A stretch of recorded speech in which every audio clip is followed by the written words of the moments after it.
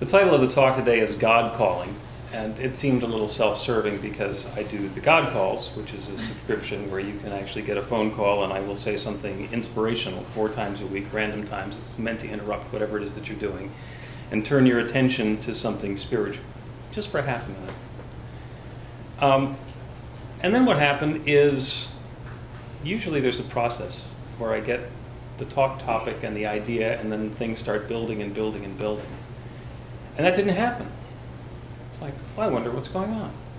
Why am I not coming up with stories and anecdotes and little pithy things to say about this? And then, as happens, life happened.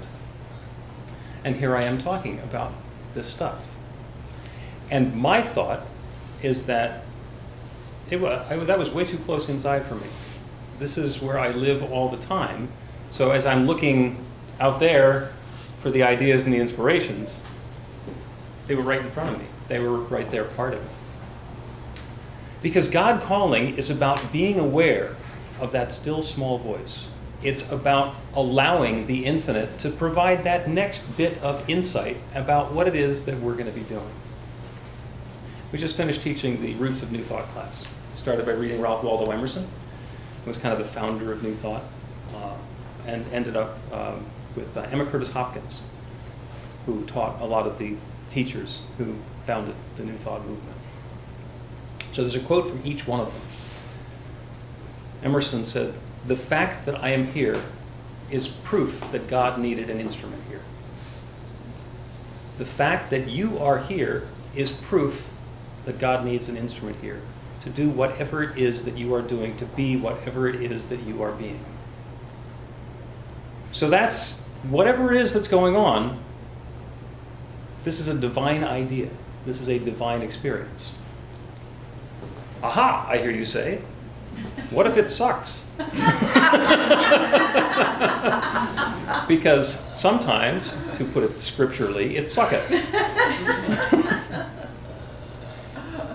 And Emma Curtis Hopkins, my favorite quote, from all the New Thought teachers, "This too is good, this too is God, this too is for me now, and I demand to see the blessing of it."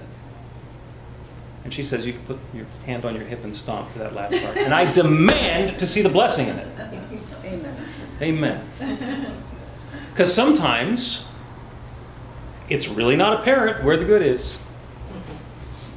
I don't understand what kind of an instrument God's looking for in this particular situation. Why did he have to pick me? Really? At the bottom of this pile, that's the kind of instrument I'm holding up the rest of this?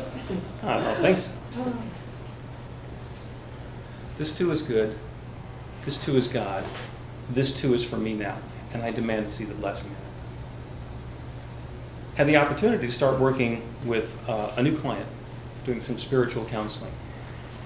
And he's going through some changes because he'd been on this trajectory and in school and doing what he wanted to be doing, and there was an incident, and now he's not in school anymore, he's cut off from his friends, and he doesn't know what's next. This is obviously not what he had in mind. This wasn't the plan. This, to quote scripture, sucketh. And the conversation that we had was about the movies. And you say, huh?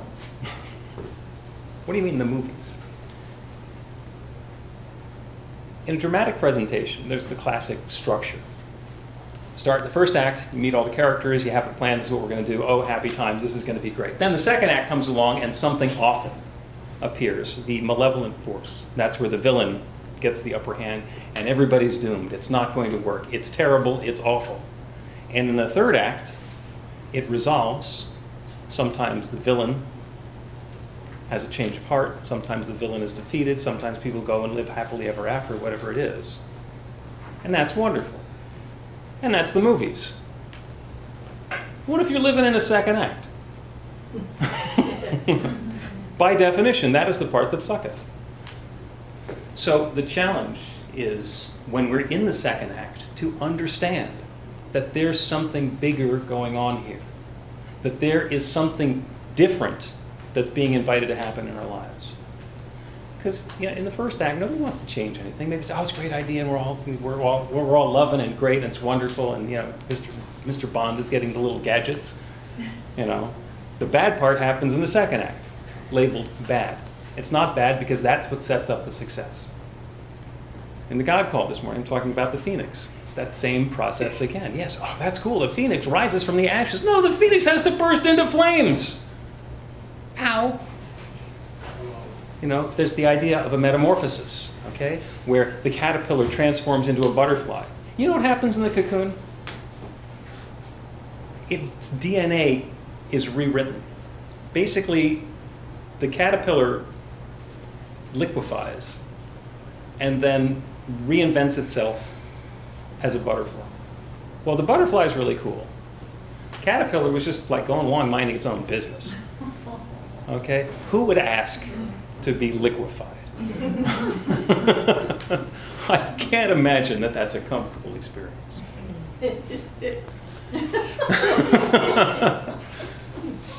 And if we had novels from caterpillars inside the cocoon, they would probably be talking about how much it sucketh. You know, telling their story from that perspective.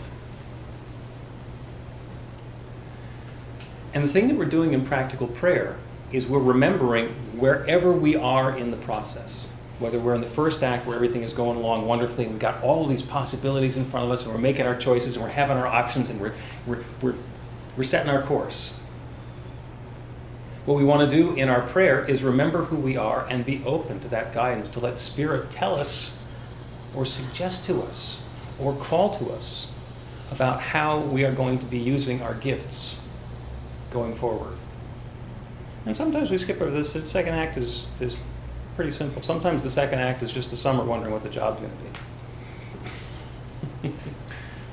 Annie, wonderful story about the prayers we did for the job. And honest to God, I thought the two jobs that you were choosing between were working for Lowe's or the Weaver's Way Co-op, where you would get to show off your tattoos. I didn't know there was a corporate job in town that was even in the mix. So, cool. I forgot about the Lowe's one. Cool for us. And that's actually happened a lot around here. Is we pray for somebody to get a job and they get 3 offers. And then they have to choose. It's like The Voice and 3 chairs turned around.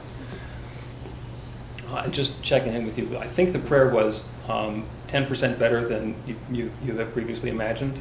Is that about where the money is? It's probably like 12%. So it's 10% better than 10% better. Cool. Very cool. When we get to that second act, whether it's as difficult as choosing which of the job opportunities we want to accept, or as challenging as how do I reinvent my life? How do I resurrect myself from the ashes? The prayers that happen there are to know the truth of who we are. Now I can look at you and I know the truth of who you are. You are a bright light of God's love. You are a unique combination of gifts and skills and talents shared in a way that is specific and particular to you. And unfortunately, sometimes when I'm in the middle of a second act, I just feel like a failure. I just feel like, this just isn't working. The prayers in the second act are to remind ourselves of the truth of who we are. So, to continue talking about Annie. She had 3 completely different possibilities for the job that she was going to do. So, and to use the typical language, she could be the cheese lady at the Weaver's Way, or she could be the, I guess, customer service person at the Lowe's, or she could be the mortgage insurance analyst. But the terminology isn't correct. That's not what she's going to be, that's what she's going to do. What she's going to be is Annie. That bright light of God's infinite love showing up in that special way. The doing comes on top of that. We always get to remember who we are first, and then decorate the scenery in a way that's going to make our lives feel more comfortable. The story of a chemist at 3M. And he was working on what they called a high-tack adhesive. Basically, this was like in the 60s. He was trying to invent Gorilla Glue. And his formulation was a dismal failure on account of because it wasn't really very sticky, which is a problem for glue. And it's possible if what you want to do is invent super glue or gorilla glue, and you wind up with something that's not very sticky, that's a failure. What a woefully bad glue chemist I am. That's, didn't work at all. And just, hang your hat in shame and wander around. Mm-hmm. And I felt that way sometimes, and a lot of us have, because when we get into that second act, I'm sure as he was doing that work and saying, I got this great idea for glue, and he got finished with all the work and it didn't work. It's possible to say that was no good. What he did instead was he told all of his colleagues about his failure. He says, I have this glue that's not very sticky. I don't know what to do with it. And so he went around, and the culture in the 60s and 70s at 3M was that people could talk about whatever they wanted to do, and they had an allowable bootlegging policy. So if somebody had an idea, somebody else heard about it, they could bootleg the idea and try and do something else. So there's another fellow who had, seen one of these lectures that the failed chemist was giving about this glue that wasn't sticky. And he said, I wonder if I can use that to put bookmarks in my hymnal or my Bible. And they started working on being able to do that because they wanted something that would be removable that's not going to damage the book. And so they got this little working group together where they're going to work on that, and they borrowed some paper from the lab next door to see if they can make it work. Of course, the only color paper that they had scraps of was yellow. And these two invented Post-it notes. If he'd stopped in the second act, he just would have been a failed chemist.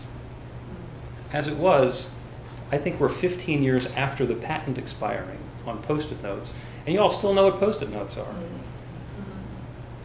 Even with the digital age and everything being paperless, when's the last time you touched a Post-it note? Probably pretty recently. Don't be so quick to judge whether you're a failure or not. Nobody judges whether we're a failure or not. I never judge, am I a failure or not? No, the voices say, I'm a failure.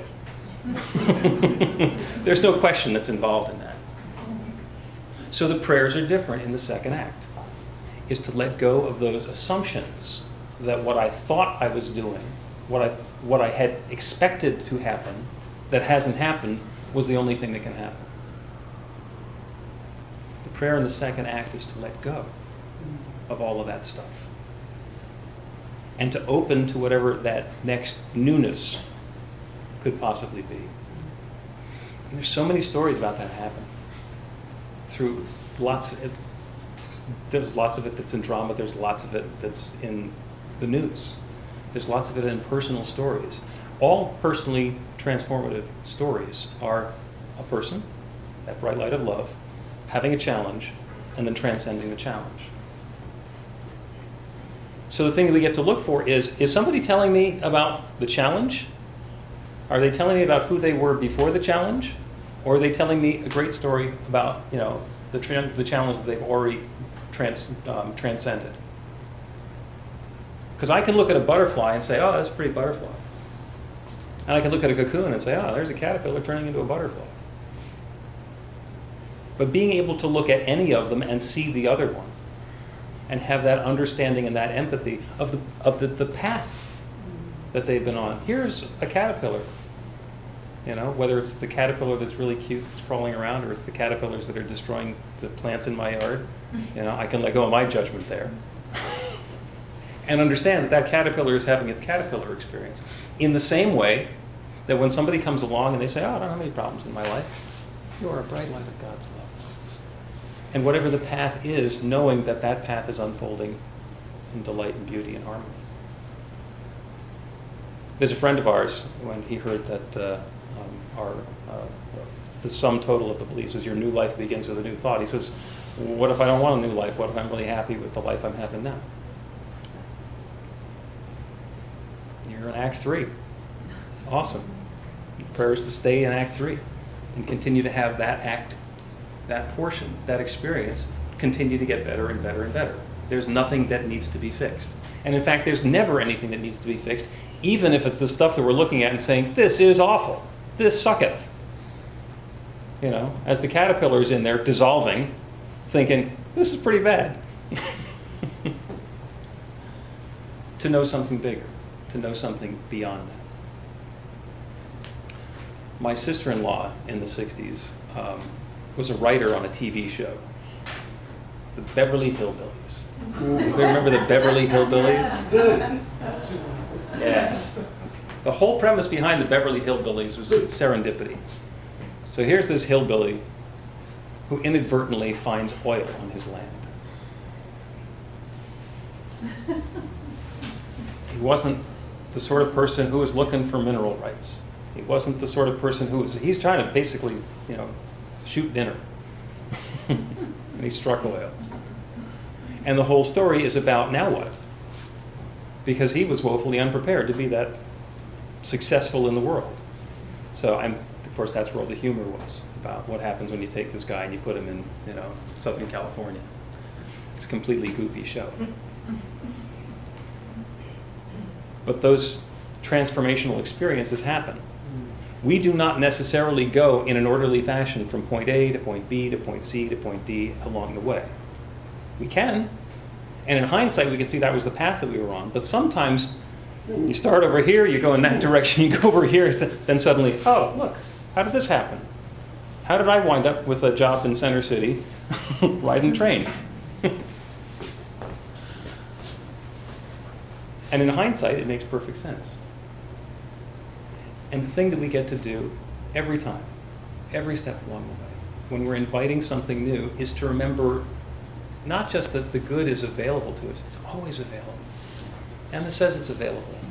This too is good, this too is God, this too is for me now, and I demand to see the blessing in it. What she's saying is that the good is there, even when it's not looking like good, even when it's looking like a problem or a difficulty, even when it looks like my little pet bird is bursting into flames. What kind of faith does it take? Oh yeah, he'll be back.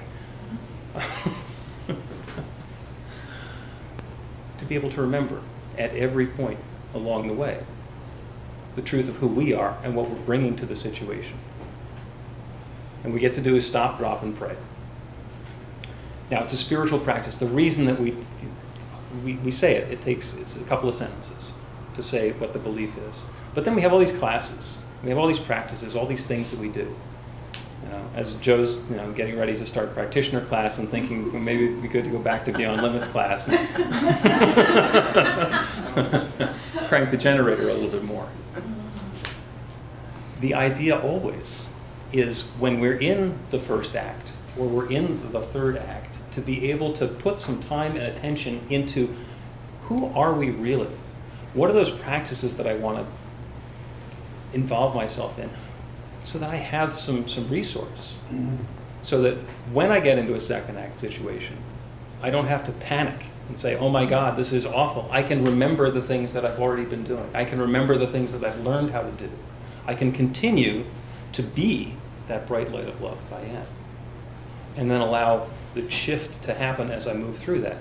And then we get to embody what Curtis Hopkins was talking about, to know that this too is good and it's God and there's a blessing there. And we can put those demands on the universe any time we want. So that's the invitation for all of us. Repeat after me. I am a bright light of love. I am a bright light of love. A little more cheerfully. I am a bright light of love. I am a bright light of love. Right here. Right here. Right now. Right now. Always. Always. So it is. Thank you. So it's